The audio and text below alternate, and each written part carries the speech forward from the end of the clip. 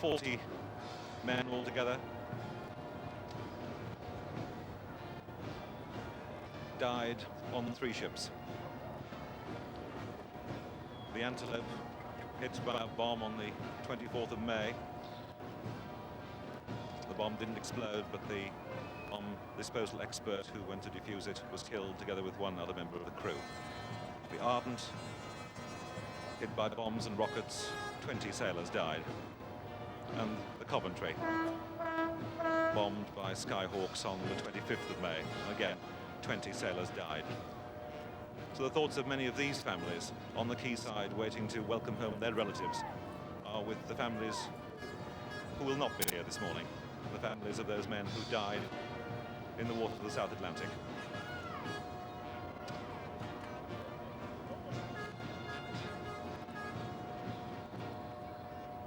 And now we have that interview with Captain Alan West, as I said, the youngest captain in the Navy. A little while ago, John Humphreys, on board the QE2, talked to the captain of the Ardent. It is said in the Royal Navy that to lose a ship is one of the most devastating things for an officer. How did you feel when you realised all was in fact lost?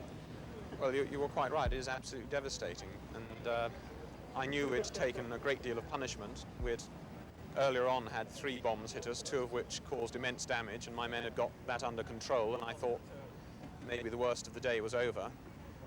We were then hit by about 10 bombs in fairly quick succession, which caused absolutely appalling damage and casualties down aft. I still had hoped, of course, that we could save the ship. It became very obvious as I got further reports that I couldn't save the ship, and there comes a time where one has to make the decision if the ship is going to be lost. It is actually more important to save your people, because in fact, in the final analysis, any ship is the ship's company. And yes, I was devastated. My ship's company, several of them were in tears. I certainly was when I left. It's a very horrible experience. You said 10 bombs, so it must have been a really savage experience. It was, yes, it was quite frightening. We had 6 aircraft attacked us, all dropping either 2 large bombs or dropping 6 or 8 smaller bombs, although I think saying it's a small bomb, I mean, compared with the average thing that the IRA use, they're actually very big. What they were, I don't know. They were painted green, and as I say, they got bigger about every second as they came towards you, and were very frightening indeed. Many people who join the services these days obviously don't expect to see action of that ferocity. How did your men and your company of officers bear up? The men throughout that day, which was very frightening, and throughout the period before it, were absolutely splendid. We've got a lot of very young people in our ships, and I was just amazed by how well they performed. They gave me their complete support all the time, and I would love to serve with them again, and I know every captain always says his men are the best. I certainly believe mine were. I'm just devastated that I can't be with them anymore. Sorry, I can't.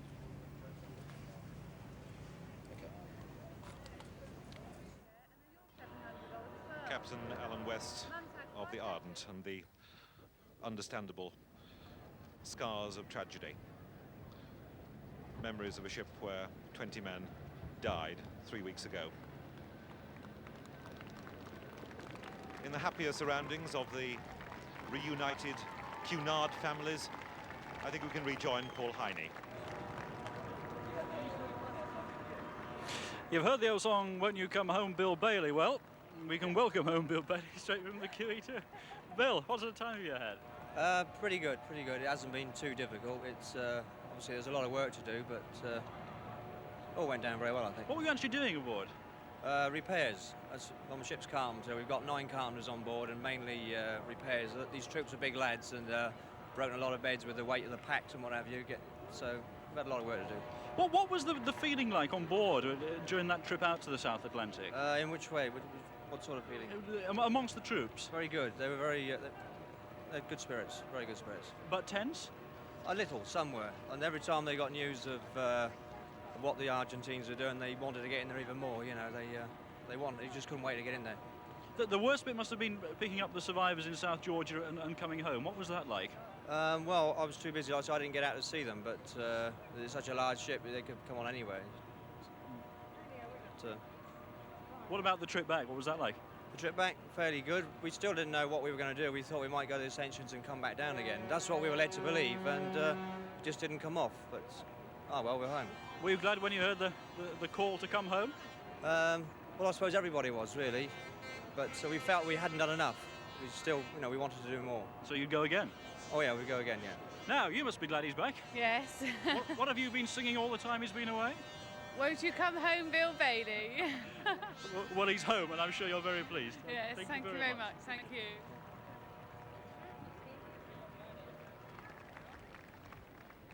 Men who've been living on their nerve ends for many weeks, and there have been signs and scenes all round this dock this morning as there's been the first hug of reunion of people who have allowed themselves to cry a little, but who are looking forward to, I'm sure, a day of celebration and a night of celebration tonight. As the crowds have surged forward to the exit door of the shed, the naval personnel have been through customs, they've been cleared in the shed, and they're now coming out to meet their families. And John Craven is by the door. Welcome home, Ian. Thank you very much. How are you feeling at this moment?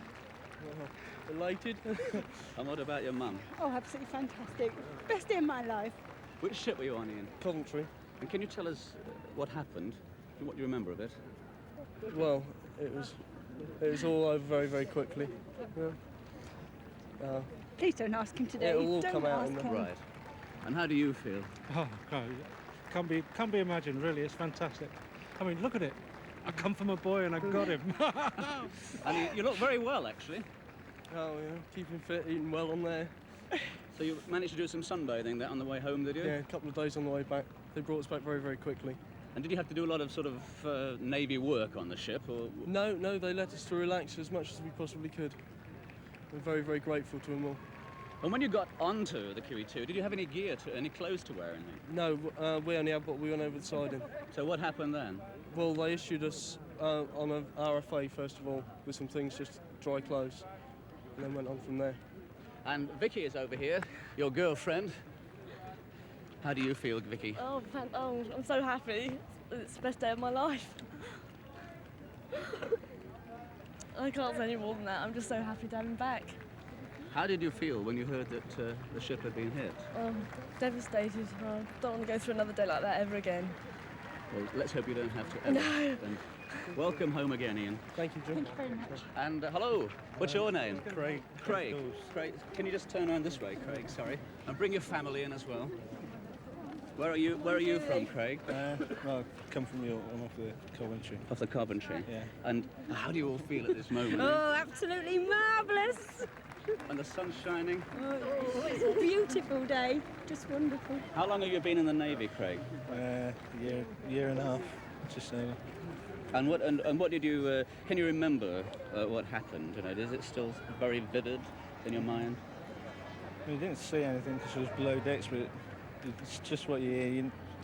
Something you're never going to forget. I know that much. I suppose it all seemed a bit unreal then, did it, coming back in a luxury liner? Did it ever? Well, at least you're home. Oh. And what's the mood of everybody on the ship, of all the lads? Now that we've got here, everybody was looking forward to getting off. They kept us waiting for a bit, which wasn't too good because everybody just wanted to move. But as you steamed into the dock here, and you saw everybody waving on the side. Yeah, it's unbelievable, it really was. Did you manage to spot any of your relatives? No, there's too many people here. Well, you've got them now. Yeah. Got them now. Oh, come on in. First man in. The big fella. Yes. This is Dad, is it? This is Dad. I've been here since 7 o'clock. And how are you feeling at this moment then? I couldn't say into words. I just couldn't. That Wednesday was the worst day of my life. I did jobs that day that I've never done before. How do you mean? I mended the fence that was 18 months 18 months ago we wanted doing. I mended that. Just to take your mind off things, is it? Just to take the mind off it. It's great, fantastic. And Craig, after all that's happened to you, are you still going to stay in the Navy? I'm staying in, yeah. But, I won't come out. And would you go back again? If I have to. Good. Well said, lad. Yeah, well said. well done. He's now going to take me for some ale, I think. Well, I think he deserves it. He myself. deserves it. Okay, Bye-bye. thank you very All the much. best, Craig. Back to Eric. The memory of those days 3 weeks and more ago, when those 3 ships were lost, today being erased by happy family reunions.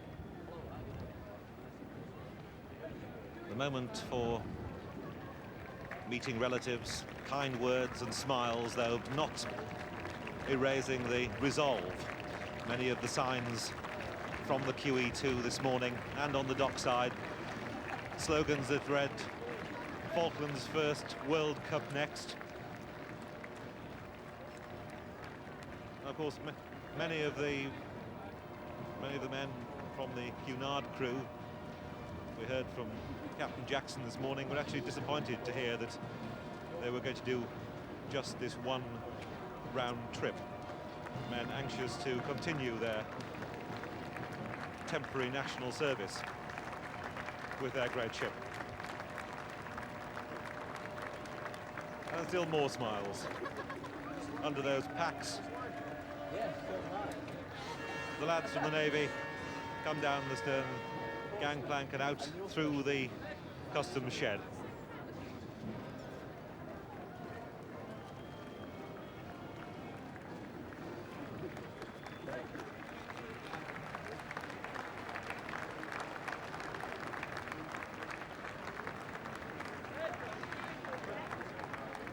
The mood helped by the sounds of the band of the Royal Marines. Dashed down here this morning after beating the retreat on horse guards.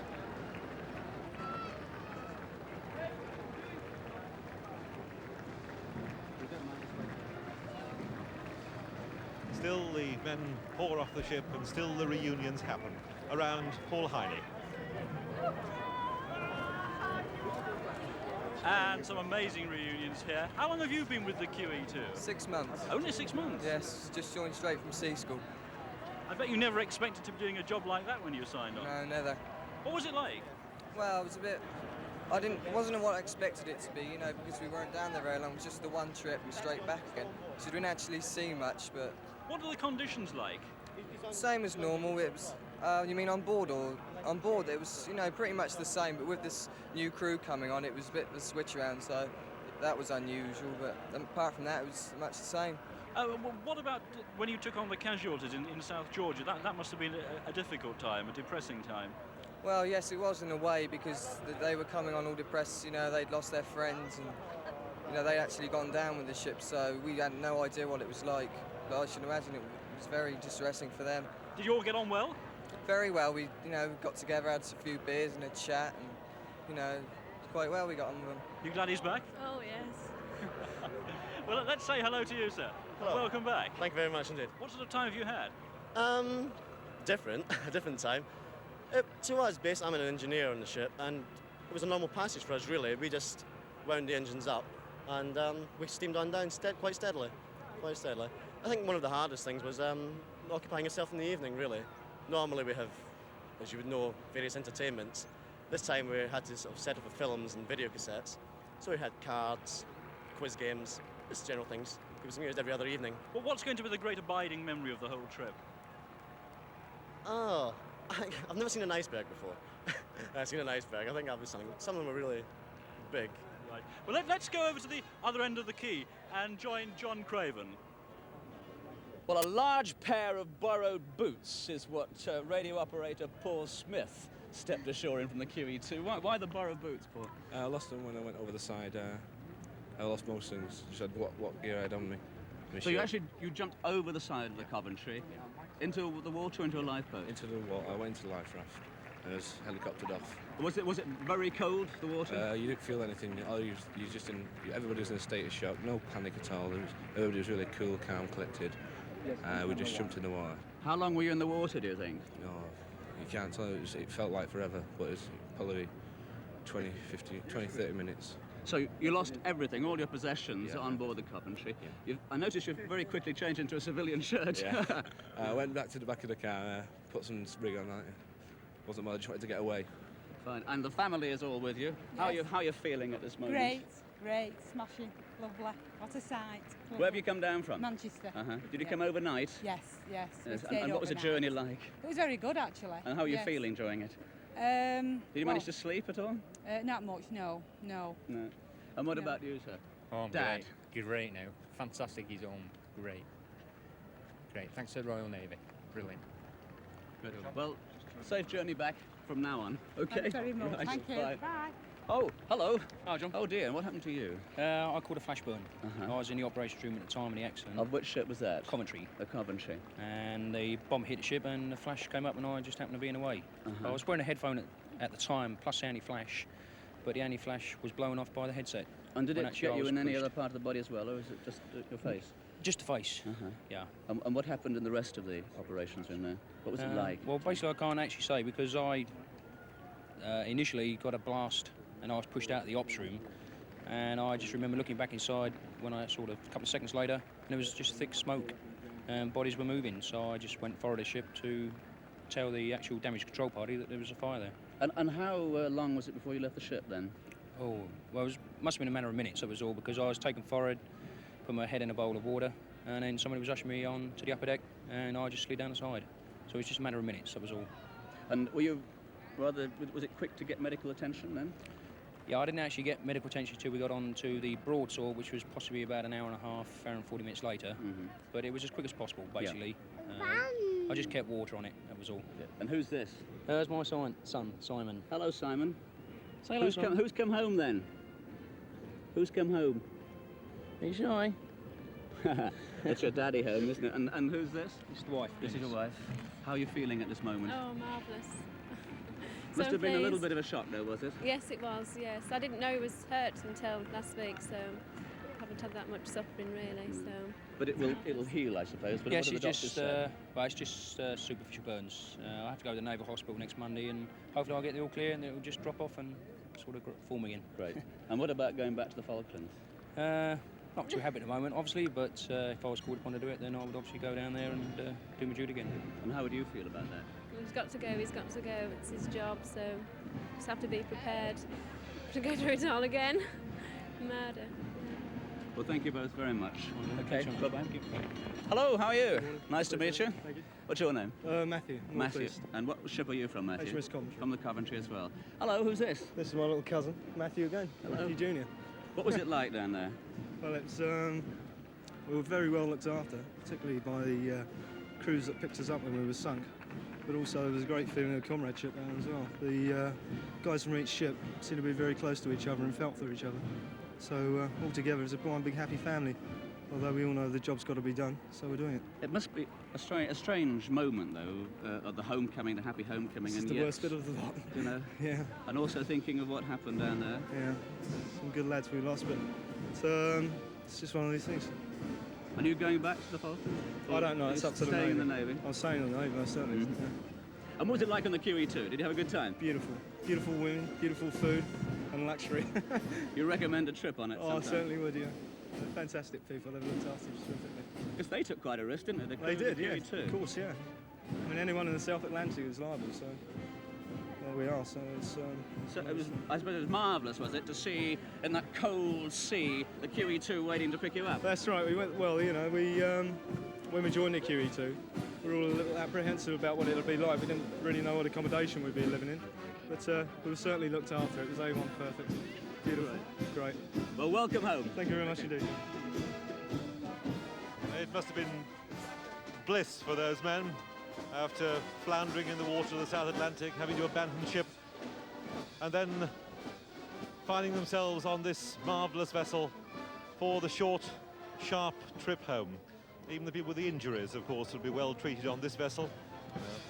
The ship with 5 wards, an intensive care unit, and even its own operating facilities. Now, among the people who normally man this ship on those expensive, luxurious voyages, down among the Cunard crew, we can rejoin Paul Heine. Well, there's no doubt about this gentleman's name, because his mum's been waving the flag all morning. Welcome home, Alan. Oh, yes, well... Now, as I understand it, you're a key member of the QE2 crew because you're what, a chef? Yeah, I'm a confectioner. I work in the confectionery department, we were making all the pies and bread and serving it to the lads. What sort of food have they been getting? Quite good, really. Yes, it's very good. We tried to do something a bit special for them, but basic apple pies and crumbles and stuff like that, you know. None of the old lobster thermidor and the smoked salmon you might normally expect on the QE2. Well, it's a bit of a problem, so vast amount, yeah. What sort of a trip have you had? Not too bad. It's been okay, really, to be honest. You know, we heard a lot on the way down about these other ships, but we just went there and came back and glad we're safe. I'd like to say the Canberra is a ship, really. I hope all this is for her when she gets back, because I think that's the ship that's doing all the hard work as such. We've heard stories of dreadful conditions down towards South Georgia, icebergs and so on. Did you see that? Yes, it was glaciers, icebergs and that.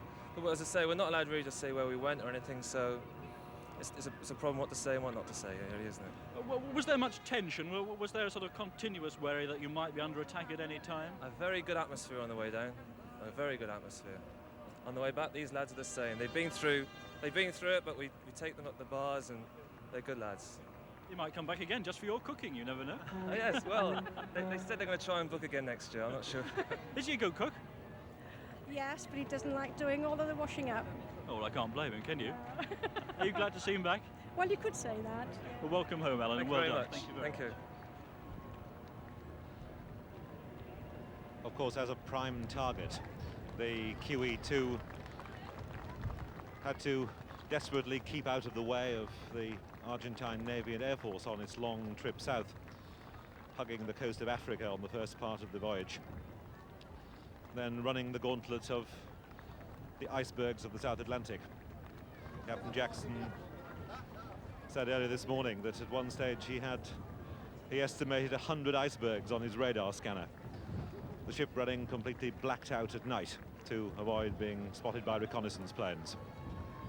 And all was the worry that although they were out of range of the Argentine Air Force, if those planes wanted to get back to a home base, if the QE2 was enough of a prize, then perhaps one of those planes would come out that far and not try to get back. Now some of the families taking a look on board.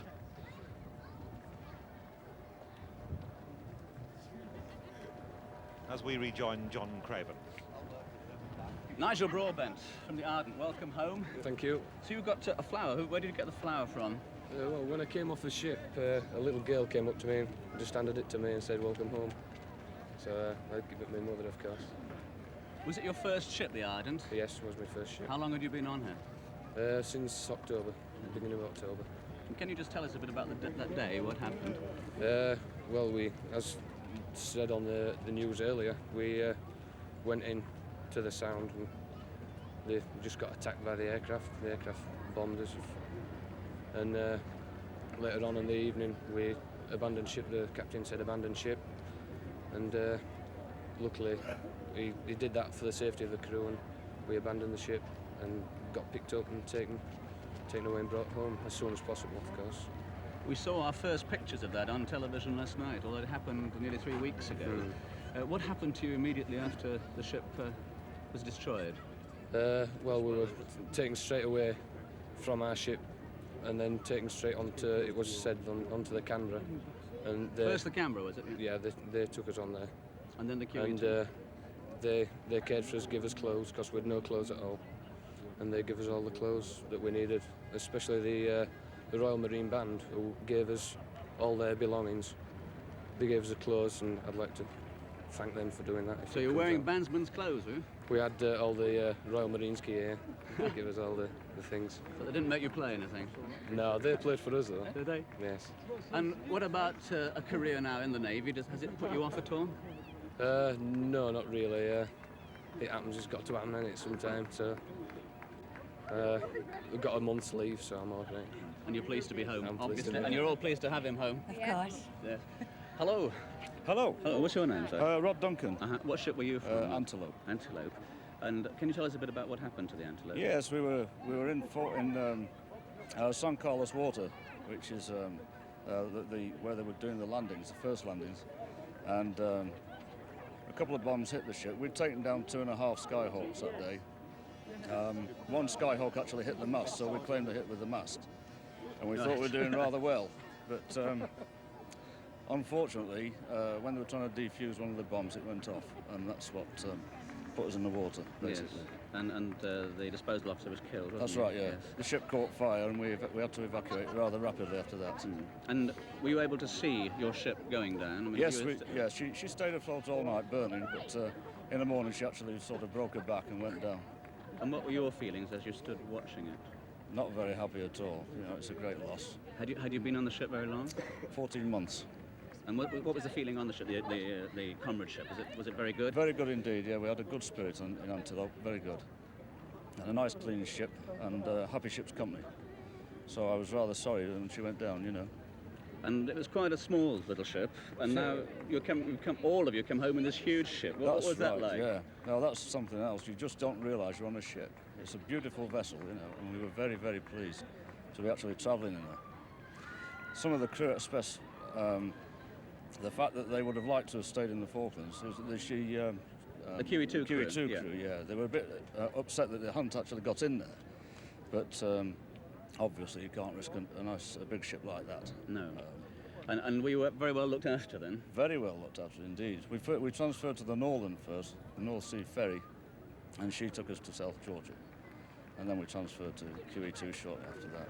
And can you just give us an idea about what conditions were like at sea around the Falklands before your ship was hit? Actual sea conditions and the weather generally. I mean, the weather was very nice. It wasn't too cold.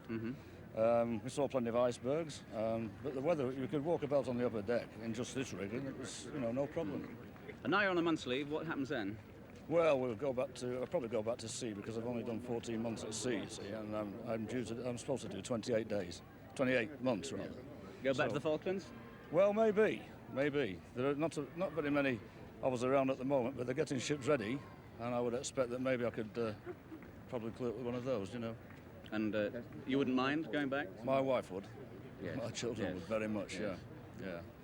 But, you know, the lads are still in there doing their thing, and the more help we can give them, the better. Well, thank you very much, and welcome home. Thank you very much indeed. Nice to meet you. Bye-bye. Hello, what's your name? Martin Devine. Martin. What ship were you on, Martin? Coventry. And who's this? My wife, Can you Angie. just move around here a little bit, that way? It's my wife, Angie. Hello, Angie. How are you feeling at this moment? Right. Lost for words as usual. How long have you been married? Year, 8. 3 months, 3 weeks. There you go. Yes. And you were in the Navy when you got married? Were you? Yes. So you knew that you'd be separated for lengths of time anyway, Yes. didn't you? But what about when you heard the news of the ship? I just felt sick and a bit worried, you know, didn't know what to do. What did you do to pass the time? Take Well, your mind of it. Just sat and wrote my letters, hopeful. And then you heard the good news that, Yes. that he was safe. Have you managed to be in touch since? Have you Well, written or just telegrams. Uh-huh. Just sent telegrams. That's all we've, and letters, you know. Like I received 13, 14, about 15 letters last night on the. Well, all at once? All at the same game. Because they sent the letters back out to the fleet, and of course, you know, the Coventry, being that it was sunk, we were dispatched onto a couple of other ships, and Yes. eventually back to. So finally your mail caught up with you last That's night. right, yeah. And what are you going to do now? Oh, a bloody good Are you going time. for a holiday? No, we're going to go home, relax, and have something nice to eat. It's all right this minute, yeah. And what was it like down there? I mean, what are Well, your memories of it? We just done our job, you know, and that's it. Done it well. As far as all I can really say is we've done our job and we've done our bit, and you know, unfortunately, we lost a few people off the ship, and I'm glad to be back in one piece. And what about this welcome home reception this morning? Fantastic. What would it feel like standing on the deck there? Oh, it's great.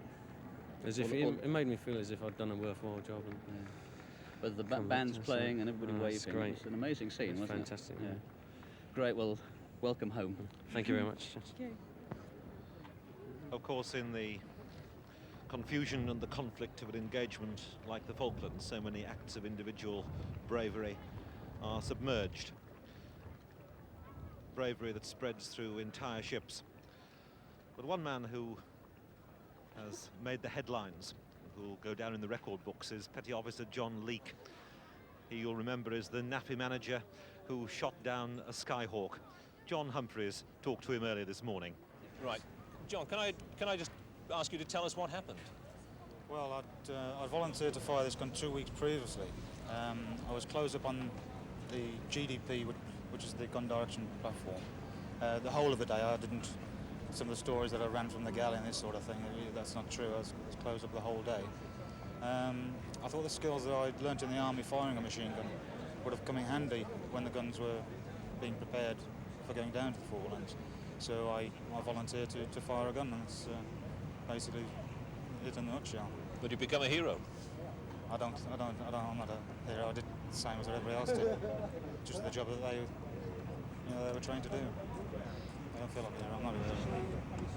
Did you not at any moment think, what am I doing here? Why am I doing this? No, I didn't actually.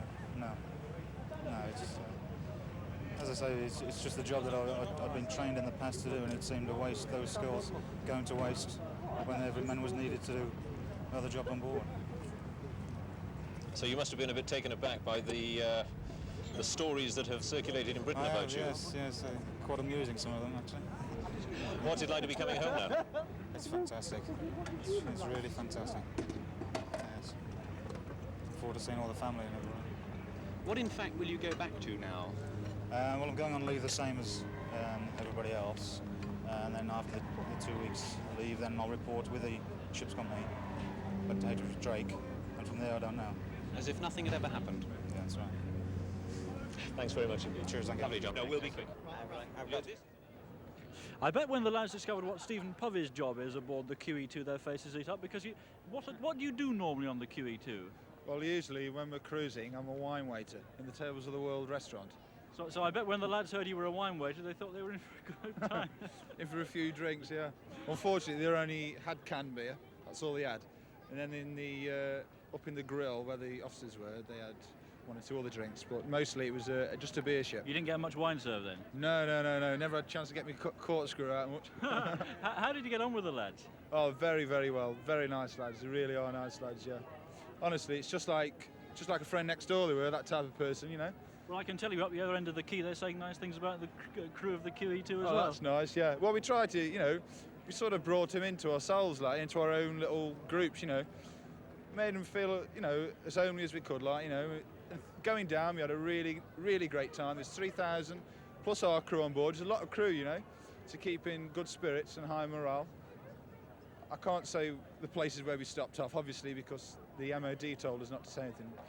But, you know, it was really nice. Bit of sun on the way down. The lads were doing... What was the atmosphere on the way back? What was... The atmosphere on the way back? Oh, the lads, they were very, very high spirits. Some of them, you know, they've had a few traumas and things like that, you know.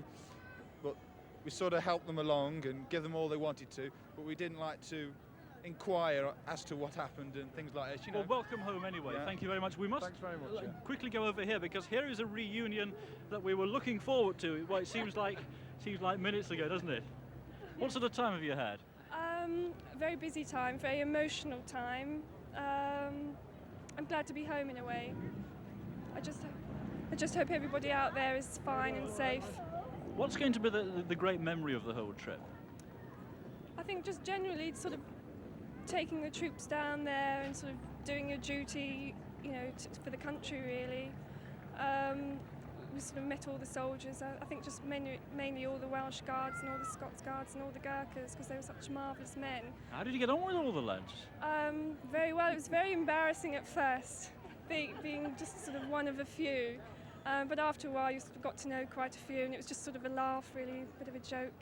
Yeah. We were saying earlier, you're going to get used to the idea of being surrounded by thousands of men. Yes, it's going to be a bit of a come down once the ship comes, you know, goes back to normal. Must have been great to see it coming off. Oh, smashing in there. Yes, great. Yes, nice to have her home again. I must ask you, everyone is carrying these beautiful red roses. Where are they coming from? There's a young girl on one of the gangways there, giving out roses to all the ladies and to everybody sort of coming off the ship. Well, you must be very glad to have her home. Yes, I am. Welcome back. Okay, Welcome back. Thank you.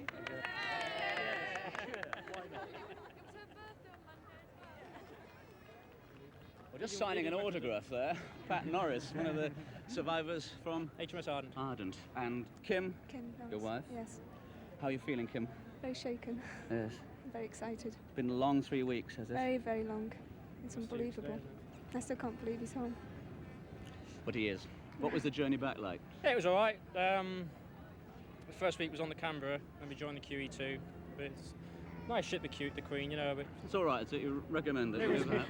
it was average. The accommodation was all right. The food was good, and it was just a bit boring, really. Mhm. I worked down the hospital helping a few of the injured out with foods and so on. But the days they tend to drag a bit, and it was a bit of a long haul. Well, taking you back that 3 weeks to when your ship was hit, Yeah. where were you when it happened? Well, I'm one of the weapon systems. And were you near the fire? Well, I was pretty close to the first bomb, yeah. Yeah. And how long were you before you left the ship? I can't remember. You can't remember. No. It all sort of happened. What wasn't? It happened over a fairly short period, you know. But everything sort of moved in slow motion. All the people on board, they worked hard.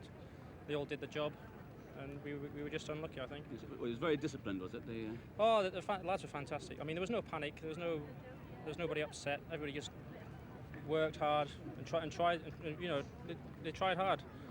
But the ship was wounded, mortally wounded, and after a while the captain took us off.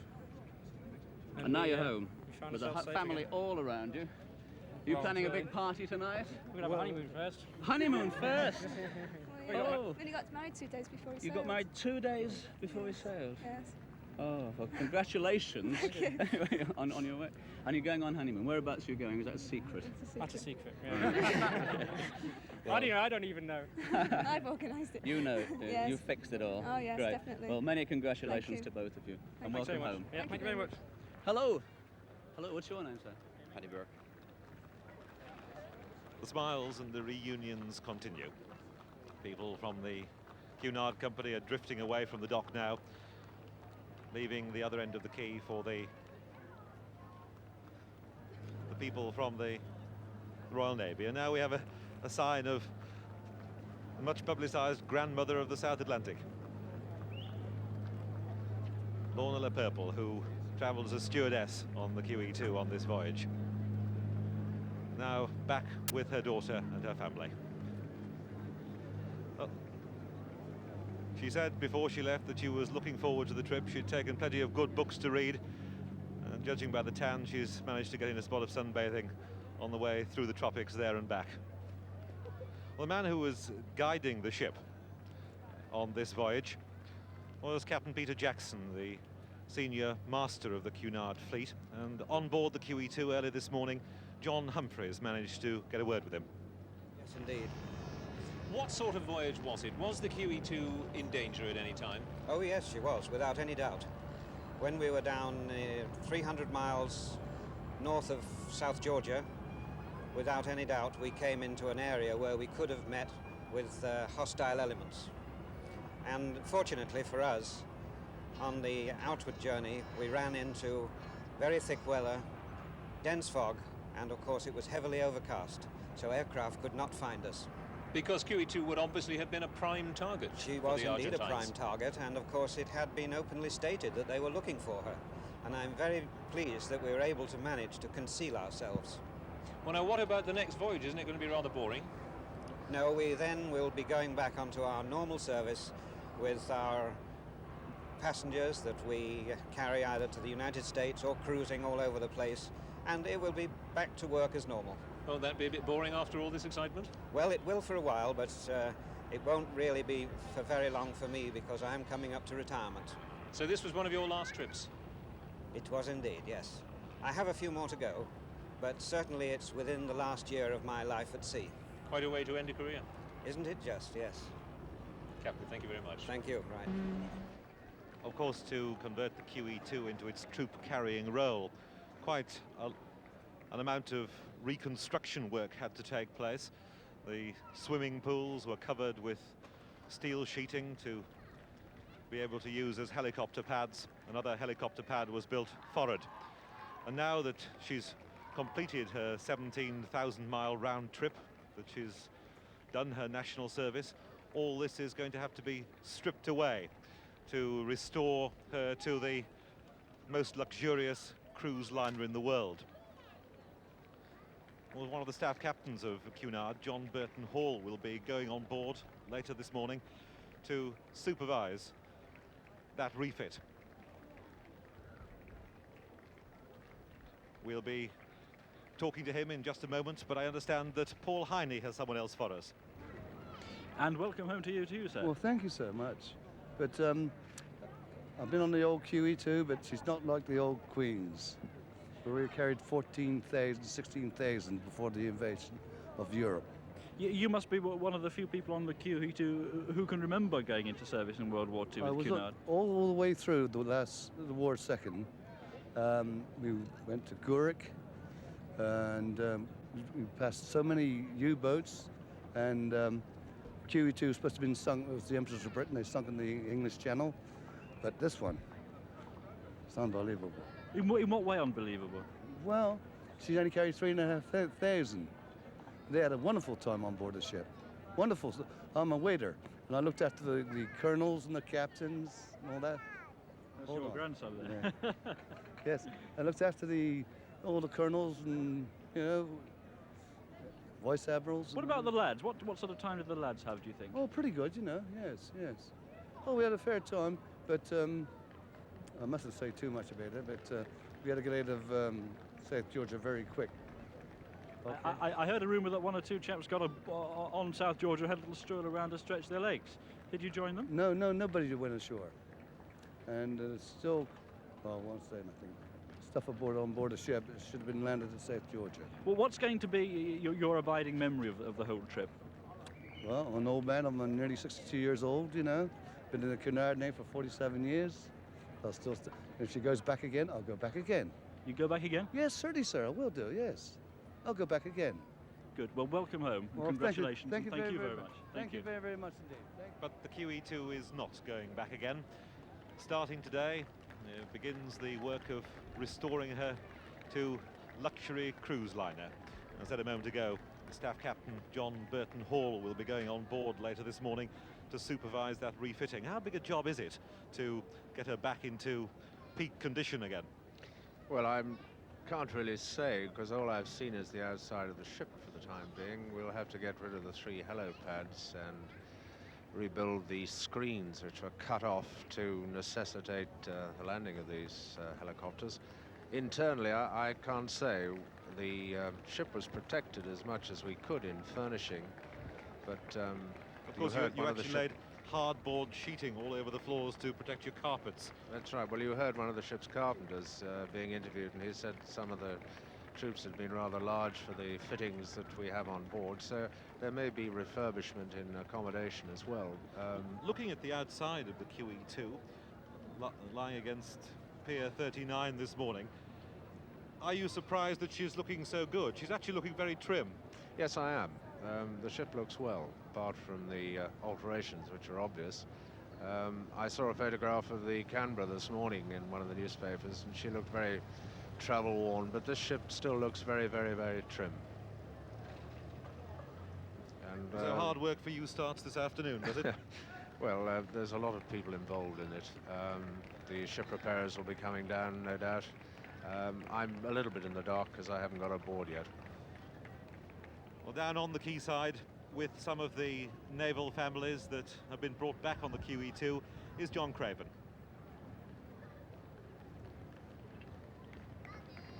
Well, with me now is Petty Officer Paddy Burke from the Canberra. No, Coventry. From the Coventry, yes. And with your 2 sons with you, Martin, Damien. I like your hats. Where do you get the hats from?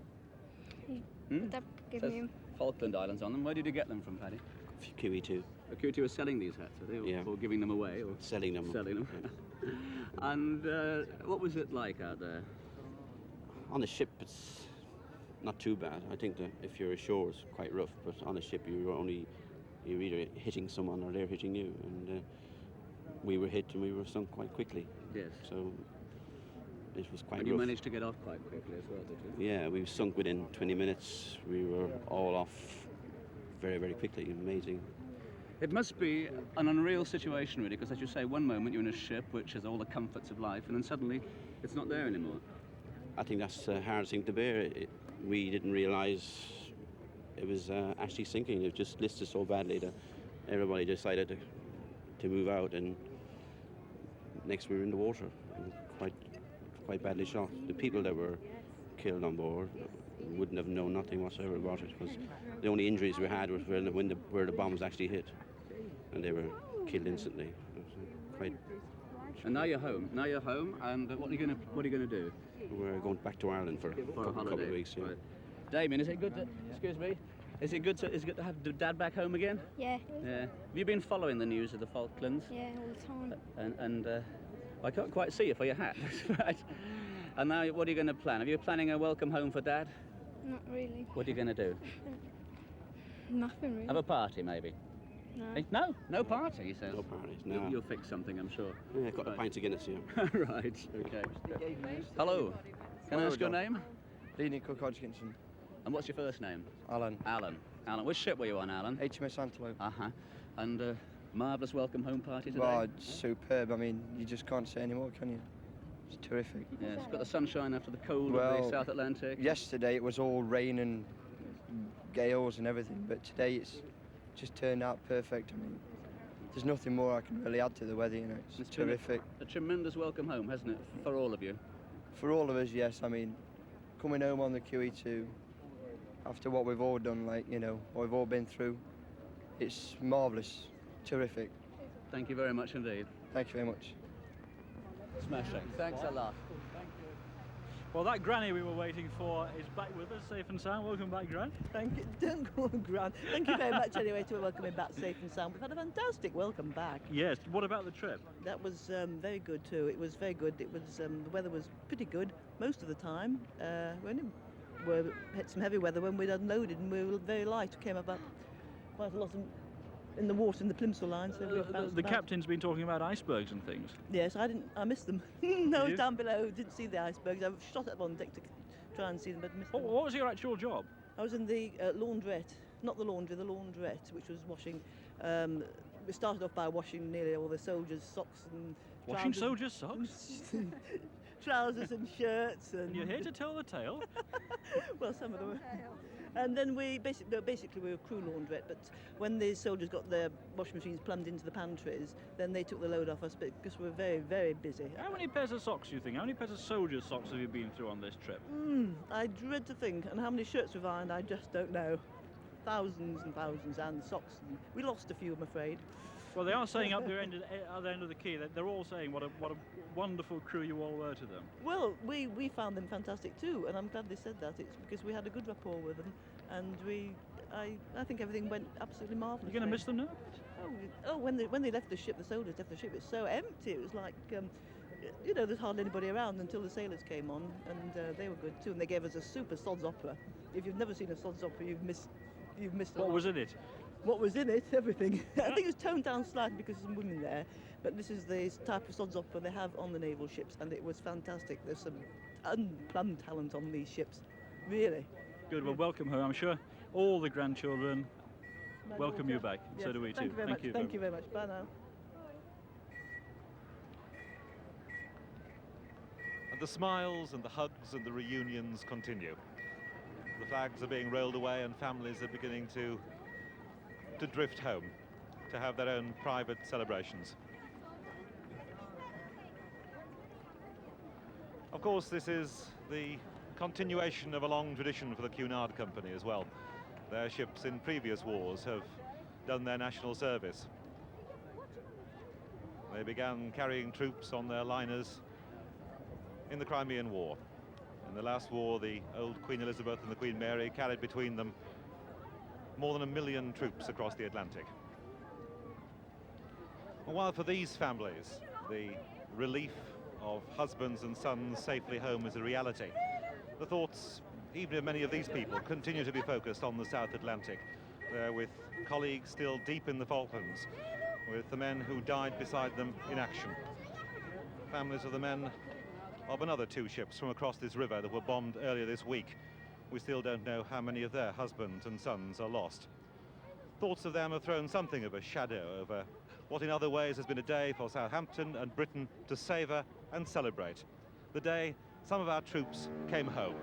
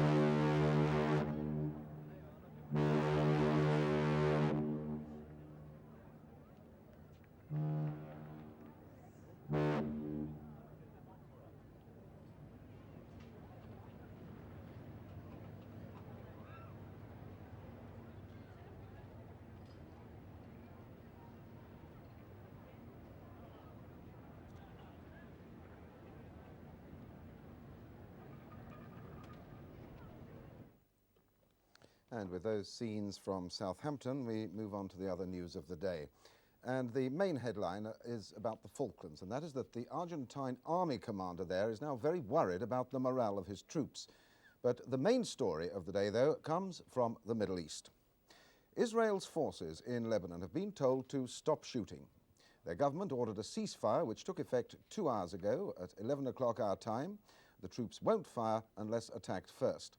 A spokesman for the Israeli cabinet said it was hoped there would be a real peace between Israel and free and independent Lebanon.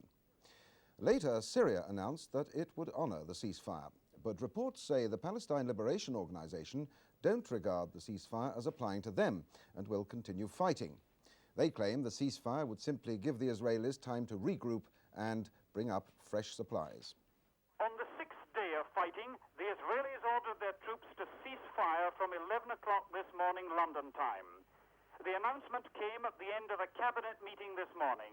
A spokesman said that the Israeli army had instructions to stop firing on all fronts in Lebanon unless shot at.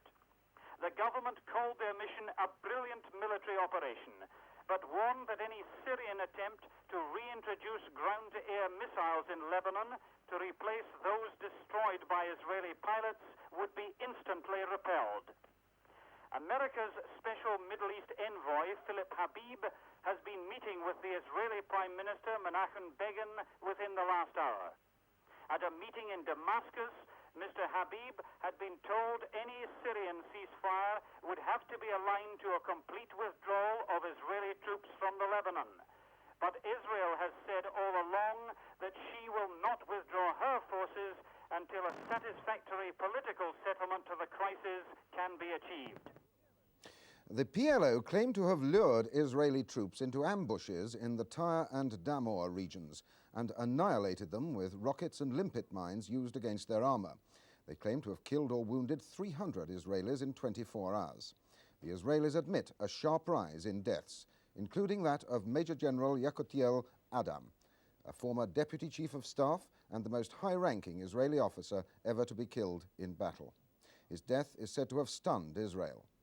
From Jerusalem, Bill Hamilton sent this picture report on the fighting shortly before the ceasefire. These pictures released by the Israeli army show just how they've been conducting their mop-up operations in former Palestinian strongholds.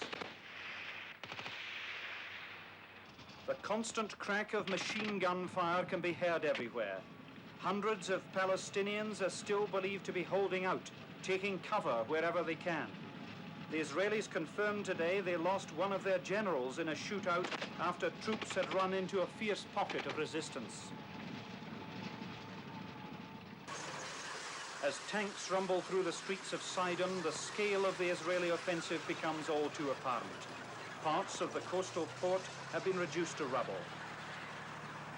Many apartment buildings totally destroyed. In the Lebanese coastal towns, there are so many tanks and ambulances that refugees are finding it difficult to find a way out of the area. Israeli soldiers are constantly employed removing the injured. Everywhere, it seems, refugees are on the move. Some are managing to come home after the bombing. Others have been pleading with the soldiers to find them places in which to live. There are those, too, who are just too confused and bewildered to know where to turn. The coastal highway is now one massive traffic jam. In places, it's bringing the Israeli advance to a halt. On the outskirts of Tyre, major roads have been reduced to virtual dirt tracks. Once a regional PLO headquarters, Tyre too shows all the scars of battle. The town's mayor says 15,000 civilians have now left. Every day he's putting in a stream of requests to the Israeli army. They say they're doing everything they can to relieve the distress. Whatever the international concern over Israel's actions, there's been little opposition voiced within the country. Every day, thousands of packets of cigarettes, sweets and books have been arriving at soldiers' welfare centers for immediate distribution to the troops on the front line. The fighting continued right up to the ceasefire. The Israelis carried out another heavy bombing raid on Beirut, and Qada was bombarded from the sea. There was also fighting in the Bekaa Valley, and the Israelis claim to have shot down another 18 Syrian planes.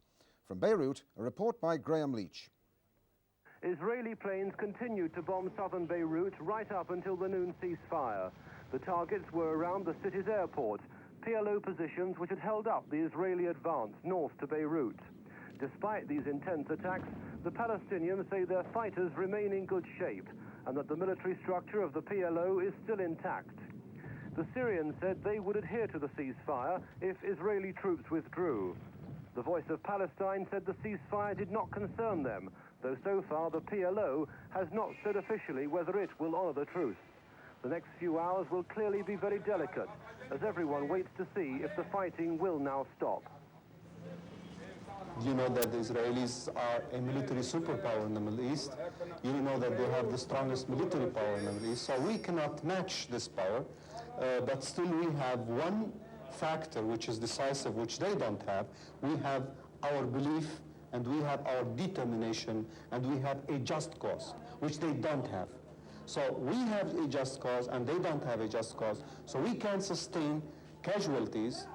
Unfortunately, those casualties are mostly amongst the civilians. It's a pity that there are civilian casualties, but we have no other choice but to continue, and we have no other choice but to resist. The Palestinians believe Mr. Begin now faces a difficult decision, either to pursue the PLO fighters into the streets of Beirut, thereby risking a bloody confrontation, or to stop the advance now, preventing further Israeli casualties, but not having destroyed the PLO's military capabilities. Whatever happens, say the Palestinians, we stand and fight here in Beirut.